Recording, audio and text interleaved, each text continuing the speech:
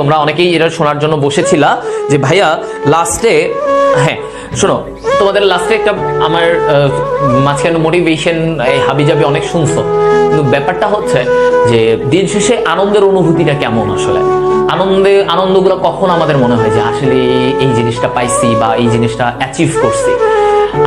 আমার অ্যাডমিশনের পরে যখন আমি রেজাল্টটা পাই, বিশ্বাস করো ওই রেজাল্টটা পাওয়ার পরে মানে আমি আমার ফ্রেন্ড আমরা ভয় পাচ্ছিলাম যে আমরা ঢাকা মেডিকেলে পাবো কিনা। আমরা জানি আমরা মেডিকেলে পাবো, কিন্তু আমরা ঢাকা মেডিকেলে পাবো কিনা আমরা তখন অনেক ভয় ছিলাম।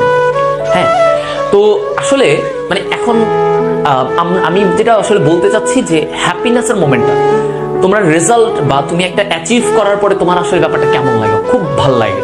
তো এই কারণে বললাম যে আমরা তখন একসাথে বসে আছি ফ্রেন্ডরা, আমি আর আমার রুমমেট, আমরা বসে আছি, আমরা ভাবতেছি যে কি হবে, কি করব, হ্যাঁ রেজাল্টটা কখন দিবে। তো যখন দিল আমরা সব জায়গায় দৌড়াদৌড়ি করতেছি, ভাই রেজাল্ট দেখান, দোকান পাঠে যাচ্ছি। আমাদের কাছে তখন অ্যান্ড্রয়েডটা ছিল না, তো ভাই দোকান পাঠে যাচ্ছি, তো দোকান বলে যে না না ভাই ব্যস্ত, দেখায় না। পরে বুঝছো আমার বন্ধু তার বড় আপুকে ফোন দিচ্ছে, বড় আপুকে ফোন দেওয়ার পরে আপু বললো যে, আপুকে বললাম আপু একটু রেজাল্টটা দেখে দেন না আমাদের। আপু বলে হ্যাঁ বলো। তো আমার বন্ধু রোল বললো, হ্যাঁ ও আগে রোল বললো। তো রোল বলার পরে আপু চিল্লে উঠলো, ওর নাম ছিল রিফাত, বললো রিফাত তুমি তো ঢাকা মেডিকেল কলেজে চান্স পাইছো। আমার বন্ধু তো লাফ দিয়ে উঠছে, ওই রোডে ফার্ম গেটেই ছিলাম আমরা তখন অ্যাডমিশন টাইমে, ঢাকার ফার্ম গেট। ও তো চিল্লায় উঠছে ইয়েস। ওইদিকে চিন্তা করো আমি তো বসে আছি, আমি তো ভাবতেছি আমি খুশি যে আমি ওরে কতক্ষণ, কিন্তু আমি তো আছি যে আবার কি রেজাল্ট। তো ও কিছুক্ষণ করার পর ও দেখলো যে হ্যাঁ ও তো আসলে এক্সাইটমেন্টে দিচ্ছে। তো এখন ও বললো যে আপু হৃদয়টা একটু দেখে দাও, হৃদয়টা লাগবে। তো আমি তখন আপুরে বললাম আপু এই রোল একটু দেখেন। আপু ওই পাশ থেকে মোবাইলে, তো আপু চিল্লায় উঠলো তুমিও ঢাকা মেডিকেল কলেজ। তো এই যে ব্যাপারটা, তখন আমরা দুইজন তো পাগল, মানে দিশেহারা, রাস্তার মাঝখানে নাচানাচি শুরু করে দিছি, বুঝছো। এই যে তখনের যে আমাদের এনার্জি, আমরা লাফালাফি শুরু করছি, মানুষ তো ভাবতেছি পাগল নাকি এরা লাফালাফি করতেছে কেন। তো অনেকে জিজ্ঞেস করছে এই কি করতেছো এরকম। তা আমি বললাম আমাদের মেডিকেলের রেজাল্ট দিচ্ছে, আমরা দুজনেই একসাথে ঢাকা মেডিকেল কলেজে। অ্যান্ড ট্রাস্ট মি এখন আমাদের একসাথে আমাদের চলাফেরা উঠা বসা আমরা দেখি, একসাথে ক্লাস করি, ভালো লাগে সেই মোমেন্টগুলো। এখনো মনে হয় যে এই স্টুডিও থেকে ঠিক 5 মিনিট হেঁটে গেলে আমার ওই রোডটা, আমাদের এই স্টুডিও থেকে আমার ওই যেই জায়গায় আমার রেজাল্টটা বের করছিলাম জানছিলাম সেটা 5 মিনিট হেঁটে যাওয়া লাগে।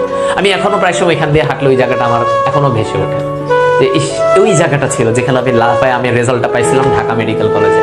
এবং আমরা দুইজনে একসাথে অনেক পরিশ্রম করছি এবং একসাথে রেজাল্টটা পাওয়ার পরে আসলে আমাদের থেকে খুশি মনে হয় ওই দিন পৃথিবীতে আর কেউ কম ছিল। এবং আমরা দুইজন একই একটা স্ট্র্যাটেজি নিয়ে আগাইছি, দুইজনের গোল এক ছিল, দুইজনের এফোর্ট, দুইজনের পরিশ্রম এক ছিল, and we got our result। হ্যাঁ, আমরা কিন্তু এমন না যে পুরো মনে করে ইন্টার লাইফের 2 বছর কোপায় পড়ছি, এমন না। আমি আগেও অনেক জায়গায় বলছি আমি ইন্টার লাইফে ফার্স্ট ইয়ারে অনেক নর্মাল এভারেজ পড়াশোনা করছি, কোনো রকম চালাইছি, বাট সেকেন্ড ইয়ারে আই ওয়াজ লাইক হেল। অনেক স্টুডেন্টরা আছে ফার্স্ট ইয়ার থেকে কোপায় পড়ে, গুড, ভেরি গুড, কিন্তু আমি এটা পড়ি নাই, বুঝছো, আমি এটা করি নাই। তো আমার যেটা হয়েছে যে আমি এই কারণে সেকেন্ড ইয়ারে প্রচুর পাগলা পড়াশোনা করছি। এইচএসসি 4-5 মাস আগে প্রচুর পাগলামি করছি, পড়া মানে একদম সব বই খেয়ে ফেলছি, যত রাইটার বই আছে, বায়োলজি, কোনো কিছু বাদ নাই। আলিম স্যারের বোটানি পর্যন্ত পড়ছি, আবুল হাসান স্যারের বোটানি পড়ছি, আলিম স্যারের বোটানি পড়ছি, মাজেদা বেগম ম্যাডামের বোটানি পড়ছি। জুওলজি 3 রাইটার সেম, আলিম, আজমল এবং মাজেদা ম্যাডাম, কোনো কিছু বাদ নাই। কেমিস্ট্রি 2টা করে রাইটার মিনিমাম পড়ছি, ফিজিক্স সেম, তপন, ইসা। গাণিতিক পদার্থবিজ্ঞান সলভ করতে করতে শেষ, অনেক পড়ছি, এত কষ্ট লাইফে করি। মানে ওই কষ্টের রিওয়ার্ড আমি পাইছি, আলহামদুলিল্লাহ আমি রিওয়ার্ড পাইছি। সো রিওয়ার্ড পাইলে ভালো লাগে, তাই না? তো সফলতার সাথে গল্পগুলো অনেক ভালো লাগে আমাদের সময়, তো এটাই আর কি।